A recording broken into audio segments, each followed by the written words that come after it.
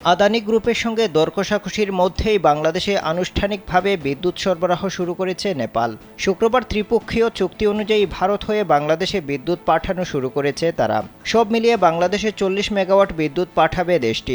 অক্টোবরের শুরুতে বিদ্যুৎ রপ্তানির এই ত্রিপক্ষীয় চুক্তি অনুষ্ঠিত হয়। চুক্তি অনুযায়ী নেপাল 2025 সাল থেকে 2029 সাল পর্যন্ত প্রতি বছরের 15 জুন থেকে 15 নভেম্বর পর্যন্ত বিদ্যুৎ সরবরাহ করবে। অর্থাৎ বছরের একটি নির্দিষ্ট সময়ে ঢাকায় আসবে নেপালের বিদ্যুৎ। নেপাল থেকে প্রতি ইউনিট বিদ্যুৎ বাংলাদেশ কিনবে 8.17 রুপিতে, যার মধ্যে ভারতের সঞ্চালন লাইনের খরচও থাকবে। দেশটি বাংলাদেশে বিদ্যুৎ পাঠাবে তাদের দুটি কেন্দ্র থেকে। এর মধ্যে 25 মেগাওয়াট ত্রিশুলি থেকে এবং 22 মেগাওয়াট বিদ্যুৎ আসবে চিমলি হাইড্রো পাওয়ার প্রজেক্ট থেকে। স্যান্ডেলিনা সো, রূপচর্চায় আভিজাত্য।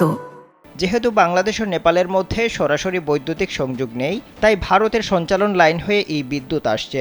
তবে ভারতের গ্রিডের সঙ্গে বাংলাদেশের গ্রিডের সংযোগে খুব বেশি বাড়তি ক্যাপাসিটি না থাকায় নেপাল মাত্র 40 মেগাওয়াট বিদ্যুৎ পাঠাতে পারবে। কিন্তু ভবিষ্যতে যদি সঞ্চালন লাইনের ক্যাপাসিটি বৃদ্ধি করা হয়, তাহলে নেপাল আরও বেশি পরিমাণ বিদ্যুৎ পাঠাতে পারবে বলে জানিয়েছেন মুখপাত্র চন্দন কুমার ঘোষ।